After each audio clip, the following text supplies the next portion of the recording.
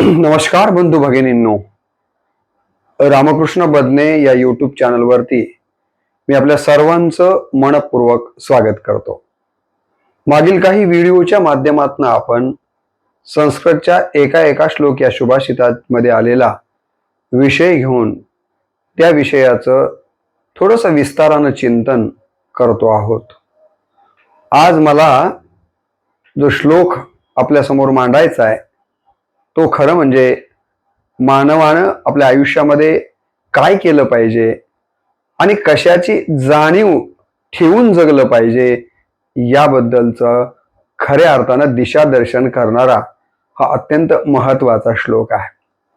खरं तर हा श्लोक आपण लक्षात ठेवून त्यानुसार जर आपलं जीवन जगण्याचा प्रयत्न केला, तसा संकल्प केला आणि या श्लोकाचं गांभीर्य लक्षात घेऊन जर आपण वर्तन केलं तर मला असं वाटतं की आपण मनुष्याच्या जन्माला आल्याचं निश्चितपणे सार्थक झाल्याशिवाय राहणार नाहीये.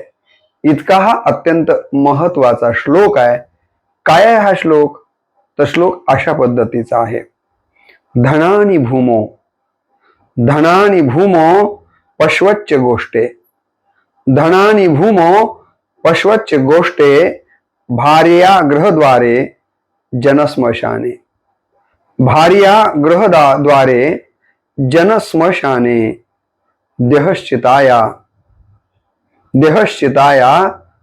परलोक मार्ग, देहश्चिताया परलोक मार्ग, कर्मानुगो गच्छन्ति जीव एकः, कर्मानुगो गच्छन्ति जीव एकः. असा हा अत्यंत महत्वाचा सुभाषित म्हणा किंवा श्लोक आहे.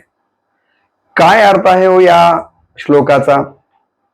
तर या श्लोकाचा अर्थ असा आहे, धनानि भूमो म्हणजे काय? आपण जे आपल्या आयुष्यामध्ये धन कमावलेलं आहे हे धन भूमीवरच राहणार आहे. म्हणजे जिथे आपण धन कमावलंय या पृथ्वी तलावर जिथं कुठं आपण कमावलं असेल ते धन आपल्याला त्याच पृथ्वीवर ठेवावं लागणार आहे. दुसरं काय म्हटलं? पशवच्च गोष्टे. पूर्वीच्या काळी धनामध्ये पशुधन देखील गणलं जात होतं. अशा पद्धतीनं कुणाकडं पैशाच्या स्वरूपामध्ये, कुणाकडं सोन्याच्या स्वरूपामध्ये, कुणाकडं आणखीन कुठल्या वस्तूंच्या स्वरूपामध्ये धन असेल, जे काही तुमच्याकडं धन आहे ते सगळं या पृथ्वीवरती ठेवून, भूमीवरती ठेवूनच आपल्याला जायचं आहे. एक अर्थ पहिल्याचा धनानि भूमोचा हा आहे. पशवच्च गोष्टे म्हणजे काय? तर काही जणांच्याकडे पशुधन मोठ्या प्रमाणावरती होतं. गाय, बैल, म्हैसी अशा प्रकारचं खूप मोठ्या प्रमाणावरती पशुधन असायचं.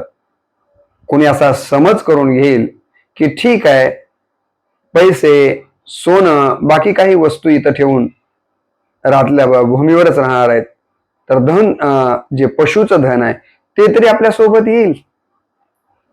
आज संस्कृत सुभाषित म्हणतं की पशवच्च गोष्टे म्हणजे काय? तर पशु हे गोट्यापर्यंतच तुमच्या सोबत राहणार आहेत. म्हणजे तुम्ही कमावलेलं धन हेही तुमच्या सोबत तुम्ही मृत्यू पावल्याच्या नंतर येणार नाहीये.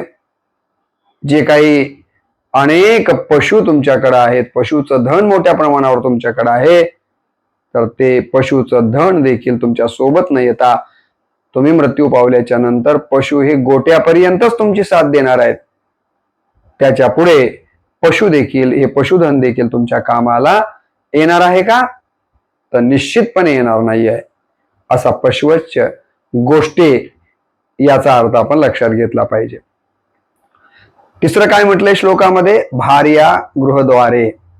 भार्या म्हणजे पत्नी, तिला वाईफ इंग्रजीमध्ये म्हटलं जातं, मराठीमध्ये पत्नी म्हटलं जातं, बायको म्हटलं जातं, आहे की नाही, अर्धांगिनी म्हटलं जातं.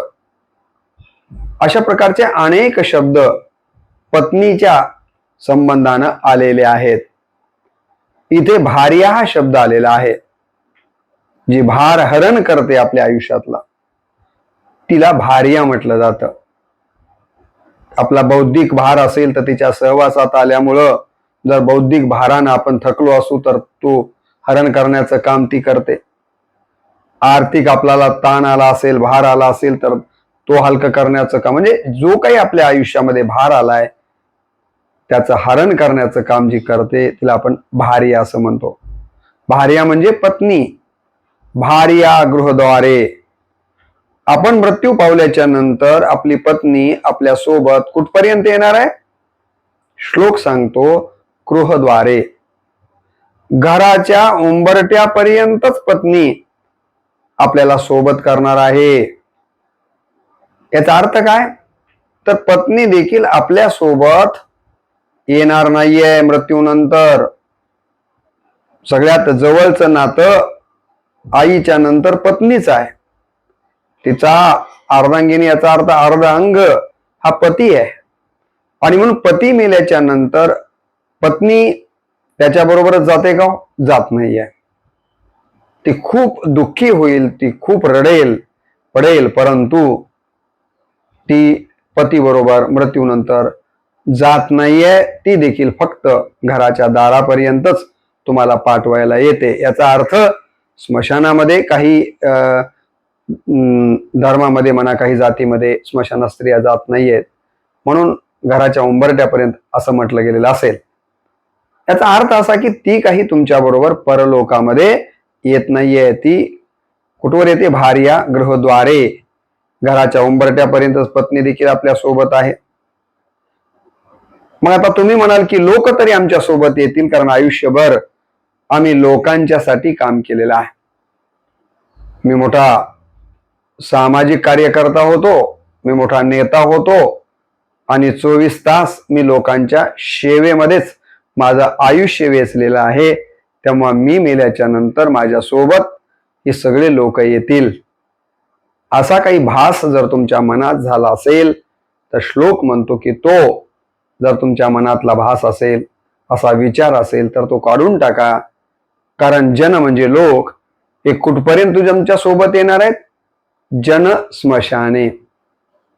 लोक स्मशानात तुम्हाला नेऊन जाळेपर्यंतच, स्मशानात नेऊन पोहोचेपर्यंतच लोक तुमच्या सोबत येणार आहेत. आणि पुढे म्हटलेलं आहे देहश्चिताया. आणि ज्या देहाचा तुम्हाला अभिमान होता की मी किती सुंदर आहे, माझं शरीर किती सौष्ठव आहे, माझ्या शरीरावर किती किमती कपडे आहेत, माझ्या शरीरावर किती किमती दागिने आहेत, हा जो तुम्हाला देहाच्या संबंधानं अहंकार होता, तो देह तुमच्या मृत्यूच्या नंतर देहश्चिताया, हा देह चितेवर काय केला जातो? झोपवला जातो. चिता कळते ना?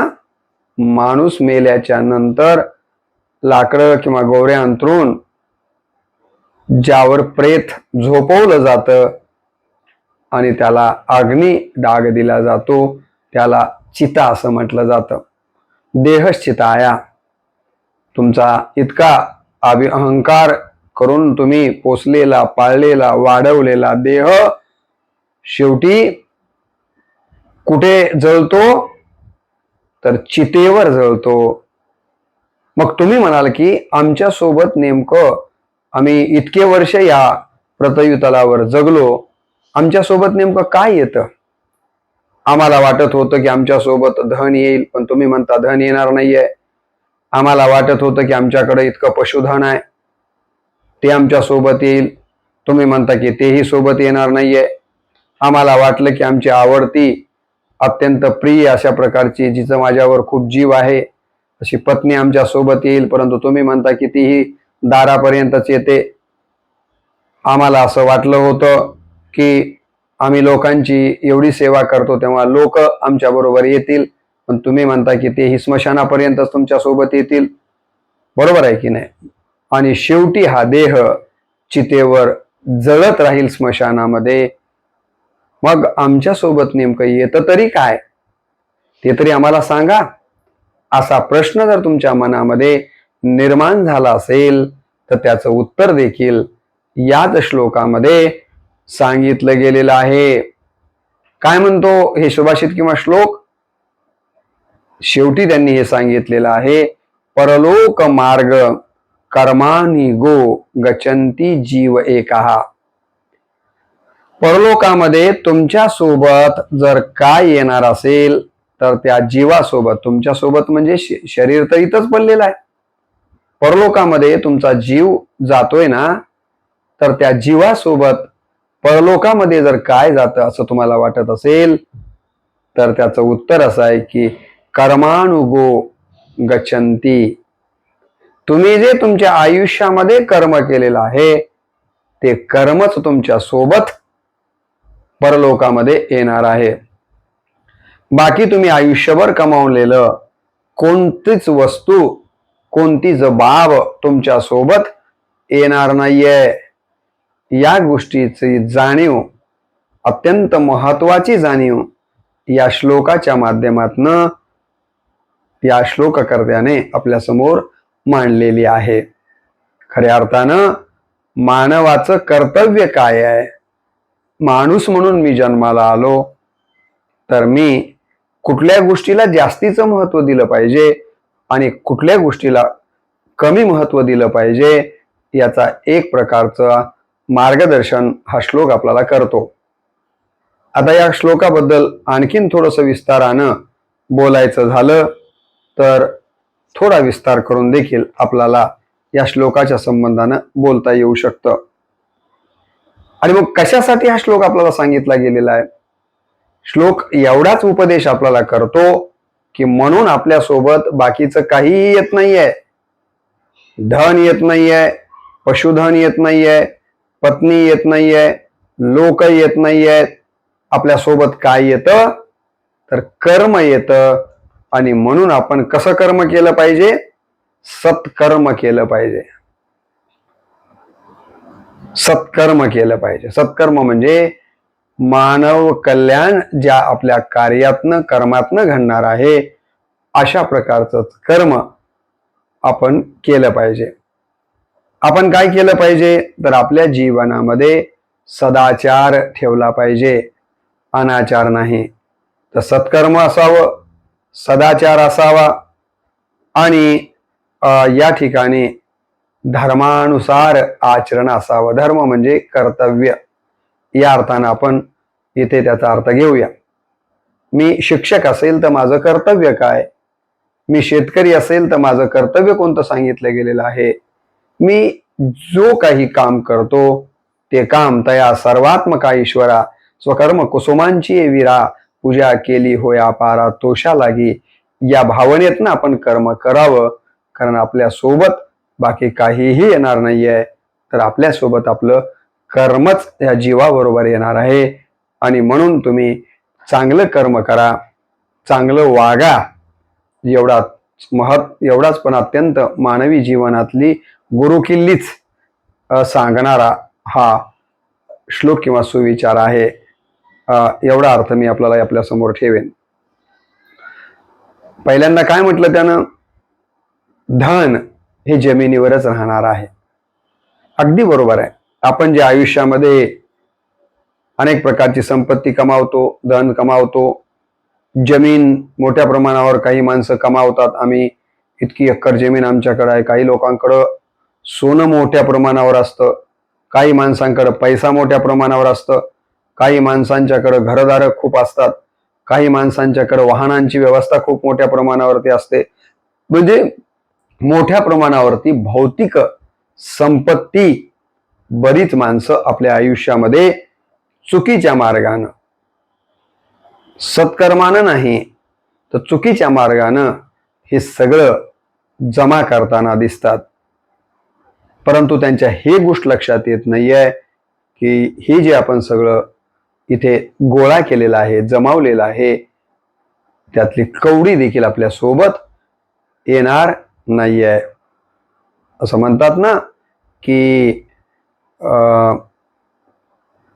याला जेब को, जी जेब आहे आपली, आपल्याला माणसाला मेल्याच्या नंतर कफनमध्ये काय केलं जातं? गुंडाळलं जातं पांढऱ्या कपड्यामध्ये आणि जाळलं जातं. परंतु त्या पांढऱ्या कपड्याला मात्र जेब नाही होती. असं म्हटलं गेलेलं आहे. त्याला काही खिसा नाहीये की जाताना मी इतकं कमवलं याच्यापैकी मी थोडस घेऊन जाईल म्हणायला.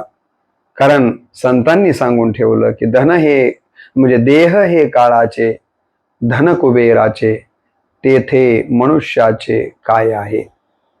देह हे काळाचं आहे, काही काळासाठी आपल्याला मिळालेलं आहे.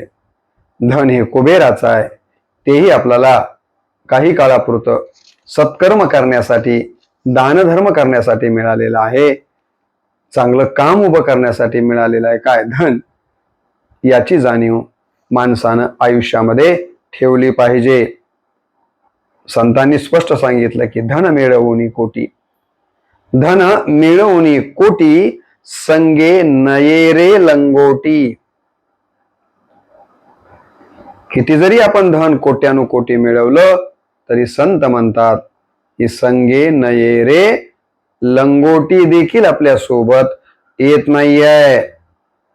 पुढे संत म्हणाले पाने खाशील उदंड, पाने खाशी उदंड, अंती जासी सुकल्या तोंडे. पान खायचंय, मला हे पान लागतं, मला ते पान लागतं, परंतु मेल्यानंतर तुझं तोंड सुकलेलं असणार आहे. पुढे म्हटलं पलंग न्याहाळल्या सुपती, पलंग न्याहाळ्या सुपती, शेवटी गोवऱ्या सांगाती. पलंग वेगवेगळ्या प्रकारचे, डनलॉपच्या गाद्या, सगळ्या काही सुखसुविधा तुम्ही गोळा करून ठेवलेल्या आहेत, पण शेवट कसा आहे, शेवटी गोवऱ्या संगती. तुम्हाला जाळायला लागणाऱ्या गोवऱ्याच तुमच्या संगतीला राहणार आहेत, बाकी यातलं काहीही राहणार नाहीये असं मी म्हणत नाहीये. हा श्लोक ही सांगतो आणि संतांच्या साहित्यामध्ये अशा प्रकारचं वर्णन आलेलं आहे. मग धन मिळवायचंच नाही आहे का? धन जरूर मिळवलं पाहिजे, कारण मानवी जीवन सुसह्य होण्यासाठी त्याची निश्चितच आवश्यकता आहे. पण धन म्हणजेच अंतिम आपलं उद्दिष्ट असता कामा नये. मी श्रीमंत झालो म्हणजे सगळं काही मी आयुष्यामध्ये तृप्त झालो असं मात्र नाहीये. धन हे अंतिम नाही, याची जाणीव आपण सतत ठेवली पाहिजे. आणि धनही मिळवायचं असेल तर तुकाराम महाराज म्हणाले जोडोनिया धन उत्तम व्यवहारे, जोडोनिया धन उत्तम व्यवहारे, उदास विचारे वेंच करी. धनही मिळायचं असेल तर उत्तम मार्गानं, सन्मार्गानं, सत्मार्गानं मिळवावं आणि मिळवलेल्या धनाच्या पैकी काही भाग उदास अंतकरणातनं काय करावं, वेंच करी म्हणजे दान धर्मामध्ये, चांगल्या कामामध्ये खर्च देखील करणं गरजेचं आहे. आणि धन त्यासाठीच आपल्याला मिळालेलं आहे याची जाणीव असणं गरजेचं आहे. धनाचा अहंकार आपण बाळगू नये, कारण हे धन आपल्याकडं कायम राहणार नाहीये. लक्ष्मी ही चंचल आहे असं आपल्याकडं सांगितलं गेलेलं आहे.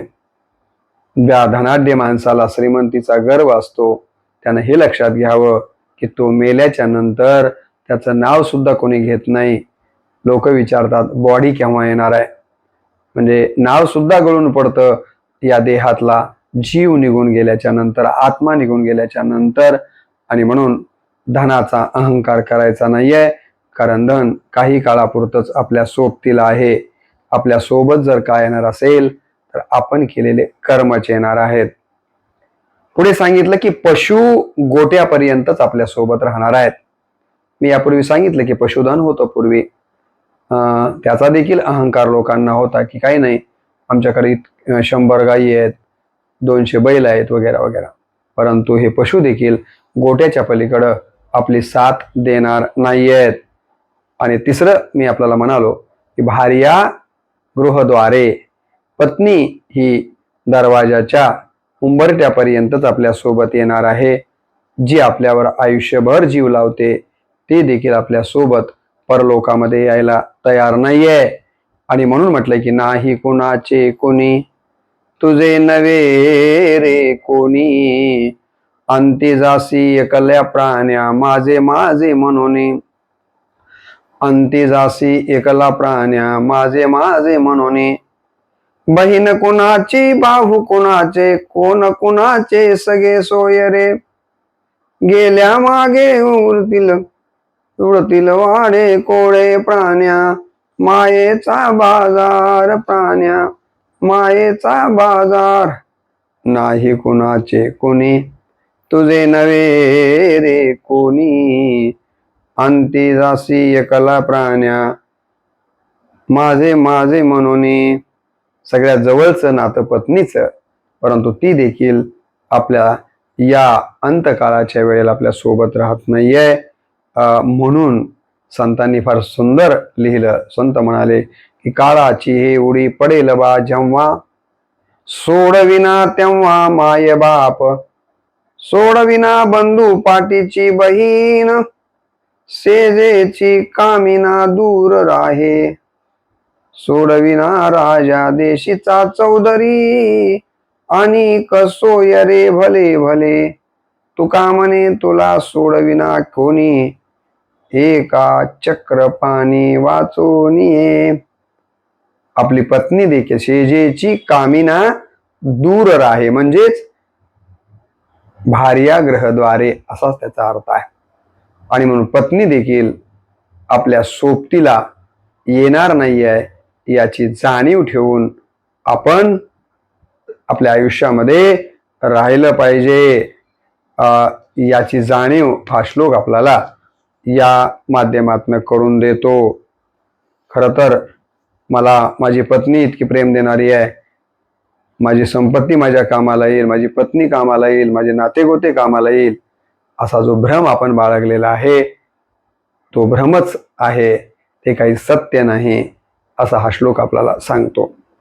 आणि पुढे म्हटलंय की जन स्मशाने, याच्याबद्दल मी यापूर्वी बोललो की लोक हे स्मशानापर्यंतच आपल्या सोबत आहे. नामदेव महाराजांचा मला संपूर्ण अभंग आता आठवत नाहीये, परंतु फार छान अभंग आहे. नामदेव महाराज म्हणतात की अमावस्याची रात्र आहे आणि अशा वेळेला माणूस मेलाय, त्यांनी स्वतःच रूपक केलंय आणि त्याला स्मशानामध्ये घेऊन गेलेले आहेत आणि चितेवर त्या प्रेताला ठेवलंय, अग्नी दिला, सगळे निघून आलेले आहेत आणि किर्र अंधारामध्ये ते एकटच प्रेत तिथे जळायला लागलेलं आहे. चटके बसायला लागलेले आहेत कशाचे, त्या अग्नीचे. आणि त्यावेळेला त्या प्रेताच्या लक्षात येतं. अशाच एक रचना नामदेव महाराजांची फार छान आहे. ते म्हणतात की अंतकाळी मी परदेशी ऐसे जाणोनी मानसी मनवोनी ऋषिकेशी शरण तुझसी मी आलो माय बापाचा कळवळा हे तू जानसी दयाळा जेव्हा लागली यमशृंखला तेव्हा दूरी राहिली बहीण भावा. फार सुंदर अशा पद्धतीनं वर्णन करत करत शेवटी नामदेव महाराज म्हणतात की शेवटी मी एकटाच तिथे राहिलो. हे जनलोक देखील हळहळ करत मला स्मशानापर्यंत माझं वर्णन करत येणारी लोक मला अग्नीचा डाग देईपर्यंत तिथं थांबली. पुढे मात्र अग्नी डाग दिल्याच्या नंतर त्या स्मशानात माझ्या सोबत कोणीच राहिलं नाही. तर त्या अमावस्याच्या किर्र अंधाऱ्या रात्री एकटाच अग्नीचे चटके सहन करत मी तिथे होतो. आणि तेव्हा मला कळालं की अंतकाळी मी परदेशी आहे. आणि याचीच जाणीव जवळपास या श्लोकाच्या अर्थातनं आपल्याला पाहायला मिळते. आणि म्हणून आपण आपल्या आयुष्यामध्ये सतत ही जाणीव ठेवली पाहिजे. आणि ही जाणीव जर आपल्या अंतःकरणात राहिली तर माणूस सत्कर्मच करतो, चुकीचे कर्म तो करू शकत नाहीये. म्हणून असं म्हटलं गेलं बघा की जन हे सुखाचे दिल्या घेतल्याचे अंत हे काळीचे नाही कोणी. त्याच्यामुळं म्हटलं गेलं की जन स्मशाने, लोक हे स्मशानापर्यंत आपल्या सोबतीला आहेत. आणि पुढे म्हटलं देह चिताया, आणि आपला हा जो देह आहे तो चितेवर या ठिकाणी जळत राहतो. आणि पुढे म्हटलं कर्मानुगती, आणि जशा प्रकारचं आपण कर्म केलंय ते कर्मच आपल्या सोबत येतं. सो म्हटलं ना की जैसा कर्म करेगा वैसा फल देगा भगवान, यह है गीता का ज्ञान, यह है गीता का नाम ज्ञान. किंवा एक आपल्याला नेहमी रचना ऐकायला मिळाली की ज्या रचनेमध्ये देखील कर्माच्या संबंधानं वर्णन केलं गेलेलं आहे की जगी जीवनाचे सार घ्यावे जाणूनी सत्वर, जगी जीवनाचे सार घ्यावे जाणूनी सत्वर, जैसे ज्याचे कर्म वैसे फळ देतो रे ईश्वर, जैसे ज्याचे कर्म वैसे फळ देतो रे ईश्वर. आता ही रचना आपल्या सगळ्यांना जरी मुखोद्गत नसली तरी आपण या रचनेचं श्रवण केलेलंच आहे. आणि म्हणून आपल्या आयुष्यामध्ये आपल्या सोबत जर काय येणार असेल तर आपण केलेलं कर्मच आपल्या सोबत येणार आहे. चांगलं कर्म कराल तर चांगलंच होईल, वाईट कर्म कराल तर त्याचे फळ देखील वाईटच आपल्याला मिळतील. आणि म्हणून हा श्लोक आपल्याला सांगतो की बाबा रे, तू धन माझ्याकडं आहे, बरोबर आहे की नाही, माझ्याकडं पशुधन आहे, माझ्याकडं अत्यंत जीव लावणारी पत्नी आहे, माझ्याकडं इतका मोठा लोकांचा समुदाय आहे, अशा प्रकारचा आणि हे सगळे माझ्यासोबत येतील अशा प्रकारच्या भ्रमात राहू नको. तर तुझ्यासोबत कोणीही येणार नाही, तुला एकट्यालाच या ठिकाणी देह चितेवर तुझा देह जळत राहील. फक्त तुझ्या सोबत तू केलेलं कर्म येणार आहे. तेव्हा चांगलं कर्म कर आणि चांगली गती मिळव, वाईट कर्म करशील तर वाईट गती मिळेल. त्यामुळं माझ्यासह आपण सगळ्यांनी चांगल्या कर्माच्या पाठीमागं जावं, अशा प्रकारचा या निमित्तानं संकल्प करूयात आणि याच ठिकाणी व्हिडिओला पूर्णविराम देऊयात. नमस्कार.